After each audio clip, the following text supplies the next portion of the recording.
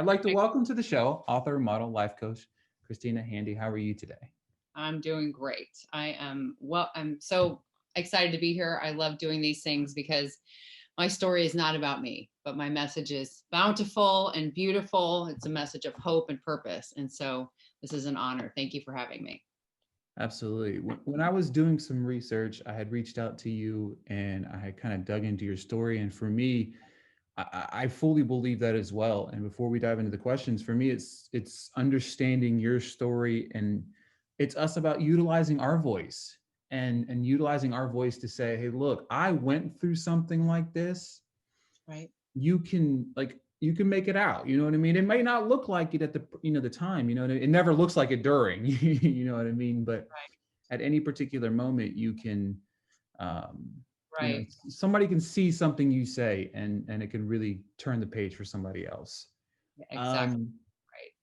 but I want to go back to the age 11 when you got into modeling. Okay. How did that go about? And tell us a little Um, bit about your career within the modeling as well. okay. So I started modeling at the age of 11 and I ended up working for about 25 years, pretty full time. I actually have an agent now and I just turned 50. So, and actually, when I was modeling as a teenager, I would look at the models who were older and I used to think to myself, well, I'm going to do that my whole life. Like, why would I ever stop this? It's not just for young people. There's moms and there's grandmothers and ads and there's commercials. And so I really thought I would be a lifer. And so starting at 11, I really, I was just drawn to the industry. I had three other sisters. I was a very girly family, and I was very attractive at a young age. And a lot of people told me that.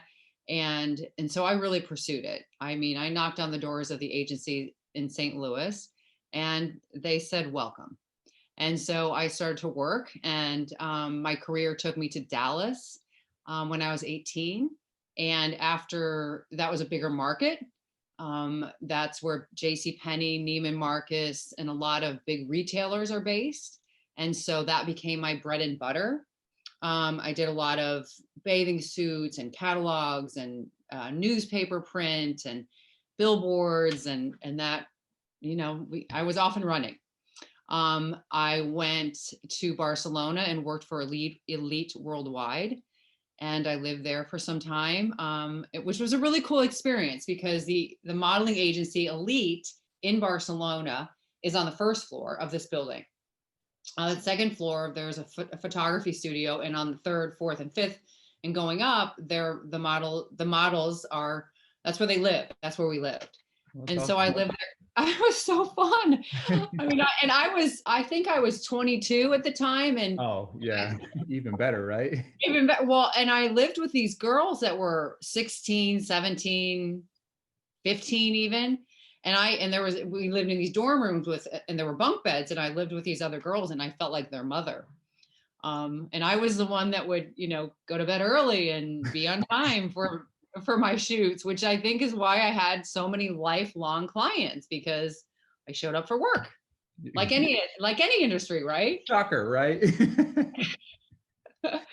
Anyway, so that's a glimpse of my career, but I did a lot of really cool campaigns. I worked as one of the guest models, which was very exciting. But interestingly enough, from an emotional perspective, that was a very lonely time in my life.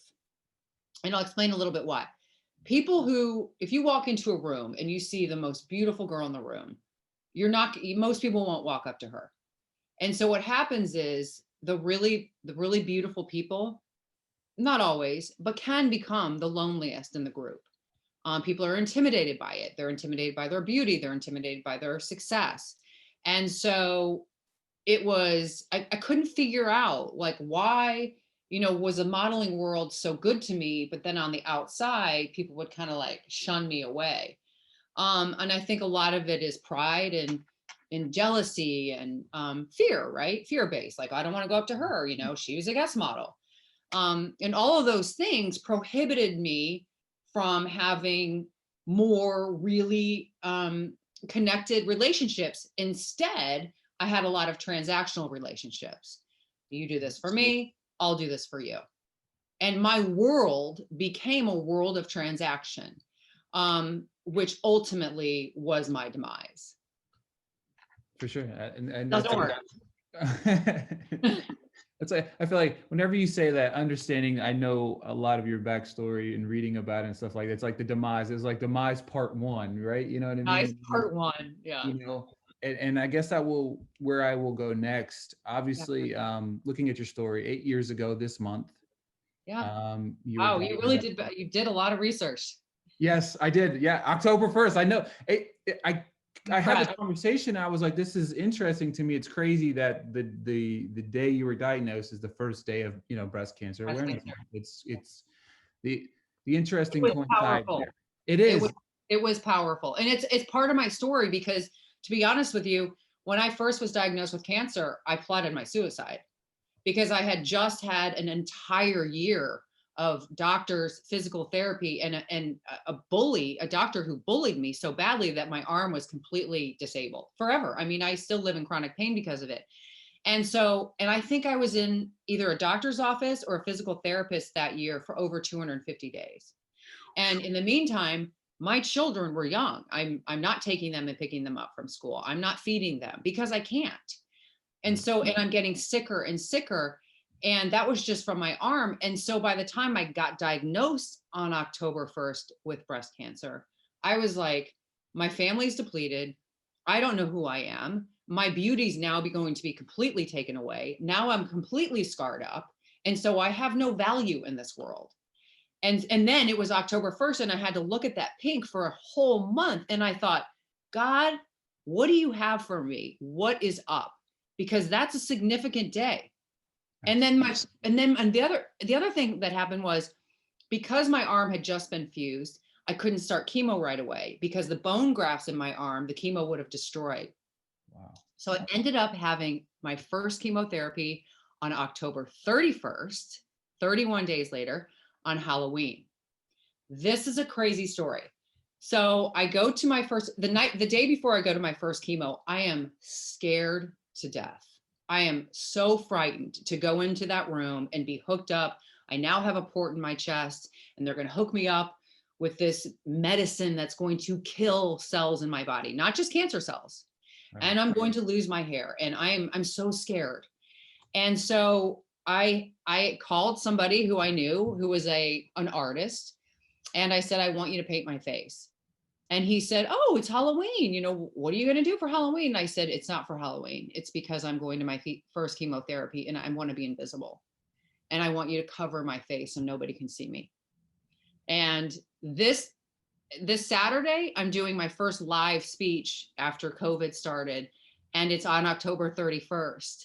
And I'm going to go with my face painted and share that story and say, I wanted to be invisible. And if I had done what I had set out to do to be invisible, I wouldn't have helped the thousands and thousands and thousands of people that I've helped. So every person has a voice, but we just have to believe that.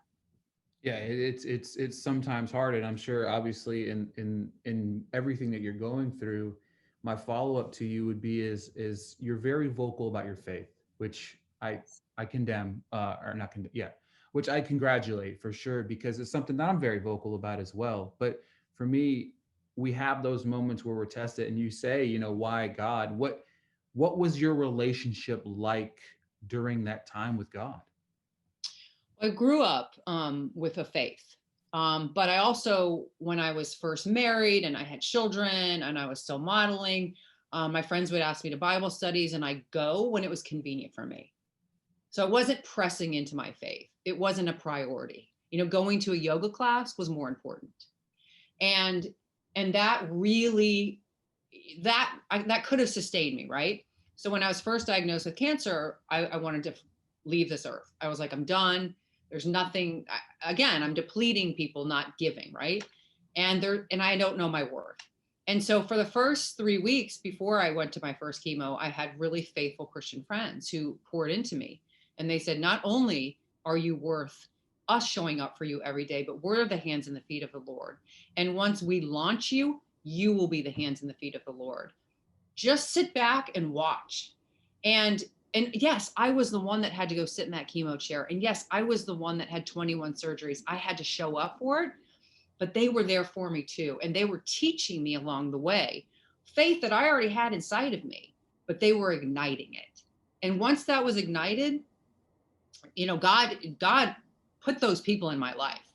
They were there for a purpose. And so my faith, their faith together, grew and changed the course of my life because of God. Absolutely. Yeah, to me, it again, it sounds kind of cheap, but just kind of gives you goosebumps just to hear it, because God, the way He works is it's insane. You know what I mean? Because I always talk about how we only want to have faith whenever it's necessary for us, right? You know what I mean? Whenever it's convenient. You know what I mean? When we're going through stuff, it's like, come on, God, where you at? But like Right. we're at the highs of highs. It's not like, thank God. You know what I mean? Right. It's always in the back burner of kind of what our thinking is. Well, I Uh, think that we think we can control it. for sure. And I think that we think we can do a better job at it. And just recently, I had a kind of a tragic thing happen to me just recently, where I got a staph infection in my reconstructed breast on my left side, and it turned into a MRSA infection, and it almost took my life. And they had to excavate my entire breast cavity, and then they did the other one recently. And so I said to God, now this is like 10 years of trauma and surgeries and chemos. And I mean, I'm cancer free. I'm 8 years cancer free, but it's a lot, right? I mean, it's a lot, especially now with COVID. You got to go into the hospital to have your entire breast cavity excavated alone. Yeah. Oh, but guess who's beside me? Right? I got the Holy Spirit inside of me. I got Jesus that goes in before me, and God is everywhere. And so if I hadn't have that faith, I don't know where I would be right now. That to me, that's the message right there, right? You said it perfectly. You walk in and you feel like you're alone, but we're never alone, right? You know what I mean? As long as we're rooted in that faith, we're never really alone. And then to me, that's inspiring to a generation where I feel like God is not the forefront anymore in a lot of different things. And I think that a Yes. lack of God is really hurting our generations now, and which will be a trickle down effect for future generations as well. Yes, absolutely. Well, that's why we are here. We do what we do to Exactly. inspire. And yeah, and because and again, like I said, I listened to this podcast recently, which by the way, I would encourage everybody to day after day listen to spiritual podcasts. I have my favorites. You can Google them. There's a lot of guys out there. And that just feeds my soul, right? We have to really determine what we're going to allow into our minds. And by feeding ourselves Christian faith music, Christian faith podcasts, what you watch on TV, who physically you listen to, like who's your community, who's your friends. And recently I was listening to this podcast and it said, you know what, just shut the door and and be on the outside of the door and let God go there and do it for you. And so when I was going through this recent trauma, I was like, I'm just shutting that door and God's in there. And so I'm not going alone. Even though the hospital won't let me, that somebody had to drop me off for my surgery, even the hospital won't let me because of COVID, allow a friend or family to be with me, to hold me, to help me. I'm just going to shut the door and say, okay, God, you're there. I know you're there. And that sustains you. Life and things and attractive things and labels, that doesn't sustain you. They won't keep you close at night. That doesn't feed your soul. Yeah, exactly. And then you said it perfectly. If you didn't have your faith throughout the surgeries, throughout all this stuff, you know what I mean? You would have felt like you're alone. And when you feel alone, it's the worst feeling in the world. Terrible. Yeah, loneliness is I think a lot of people right now, especially the younger people, are feeling so alone. I mean, we're distanced and we're not supposed to be in community. And I think, well, I watched it on the news. But I honestly don't believe a lot of the news right now.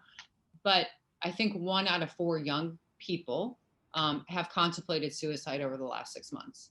That's the world that we live in. Imagine if they had Jesus in their life. Right. 100%. And that's the thing.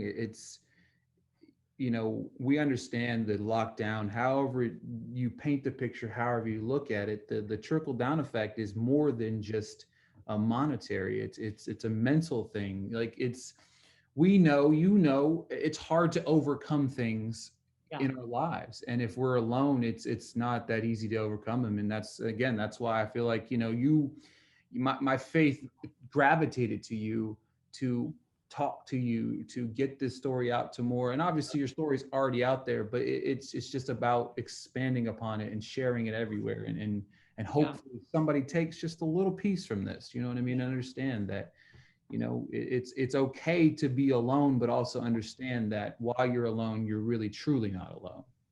Right. Yes. And Uh, we will all go through trauma. Every oh, single, yeah. and you have to decide what you do with it. Yep. You have to decide if you're going to react with bitterness, anger. The world is unfair. So it's our reaction to it. And people are always watching. I'm not talking about being a public figure. The people in your family, the people that are your friends, they're watching your reaction. And that's a teaching moment. Exactly. Um, so your book, you wrote it after you completed chemotherapy, which is a My little book. bit of fact and fiction, which I love that you did that in that way that you did. Um, so for Thank you. me, it's interesting to me. So you wrote it after you completed chemotherapy. So what was it? I'm sure that was a therapeutic process, but I also thought I'm sure it was a hard process as well to go through, right? Very. Yes. So when I was diagnosed with breast cancer, I had already had two major health issues. And I obviously didn't know who I was for a very long time. And once I figured out who I was with all of these tragedies that, kind of took me out of the modeling space, it took me out of the identity that I used to have, which was only external beauty. Once that was kind of wiped off of my plate, I had to figure out who I was. And once I figured it out, then I was like, okay, well, now I have to use the story to help other people, because my life would have been so much easier for the past 41 years if I had really known who my maker was and who I was. And so I decided that I was given a lot of really beautiful books, spiritual books, when I was going through chemotherapy, but none of them were a story about somebody walking through it and how the good, the bad, the vulnerable, the messy, and the family. And I thought, you know what? I had wanted to write a book since I was a small child, and I didn't know what to write about it. And God gave me the story. It may not have been the story that I would have wanted, but He gave it to me. So it was my obligation. He knew I would have the tools to do it. And so when I was going through chemotherapy, I kept notes, I kept emails, I kept texts from my friends. And then when I was well enough to able to write the book, I hired an independent company, and they interviewed 28 people that were on this journey with me. And with their help and with the transcripts, I wrote the story. And it's helped, I don't even know how many people. It's so many to count. And I think one of the reasons is because it was trial after trial after trial. And that kind of that kind of digging that deep, it's hard, and it's hard for people to understand it. And it's hard for somebody to have that total transformation, to go from that kind of external world to completely letting that all go, and letting faith lead me. For And sure. so I love it. I love my book. I love talking about it, obviously, because it's not about me. It's about the message and the purpose in the message. And if I can help other people, if I can get more publicity on my book, it's not self-serving. No, it's about you utilizing your platform to help others get through similar situations. Obviously, we are in the midst of Breast Cancer Month. It's important to talk about it. It's important to be vocal about it. You know what I mean? It's it might be like there's so many different things. It's always more than just a hashtag. It's always more than just, it doesn't just happen in October, guys. You know what I mean? This is awareness. It's bringing it to you, but it's something that needs to be talked about January, February, March, April, May. You know what I mean? It's not just in this particular month. Yeah, Um, beautiful. So the book, I know I saw the books being turned into a movie. First off, that's super exciting. What was that like? That's an interesting story because I wrote the last few chapters to kind of end into becoming a film. It was always my dream. That's awesome. Um, I love well, that so much. because how many more people can you give hope to, right? Exactly. So many. That's my And thing. Movies are my thing. Movies are what motivate me. Movies are what I learn from. You know what I mean? So you're bringing yeah, it to a different set of eyes. Not everybody wants to read. Not so right, of taking that course. story, taking your story, and turning into a movie. Absolutely.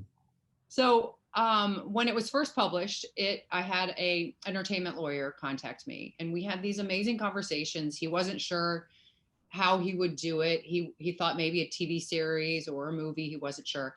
And so for about 3 months, we had these really intellectual, important conversations, and then it kind of fizzled out. And so I never lost hope, and I just said, okay, God, that wasn't the right guy. And so then about a year later, a group out of Miami contacted me and said, we're going to, pump some money into your social media to kind of get your name a little bigger. And then we're going to announce a film. And I was like, okay. And they hired somebody to write the screenplay. And that was going beautifully. And then this person wrote the screenplay, and it had nothing to do with my book. And I looked at it and I thought, is this how it works? Is this how Hollywood works?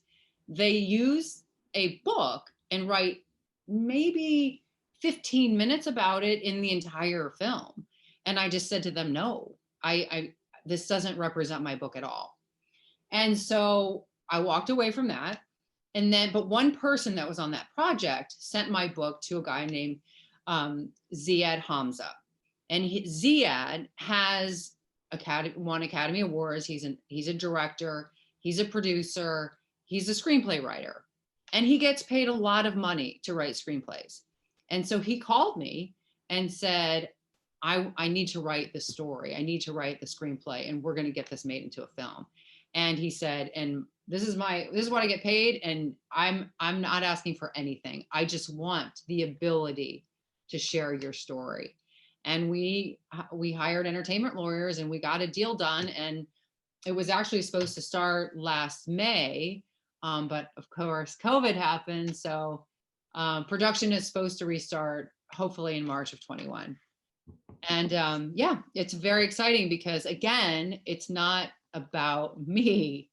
And really the book and really the film, the emphasis is on women helping women, women empowering women, women standing by women, because there's so much in the media in the world where women are tearing each other apart and catty and, turning on each other. And I just said, my life, what the women did for me is so important to share with the world, because women showing up for women is one of the most powerful things that we can do.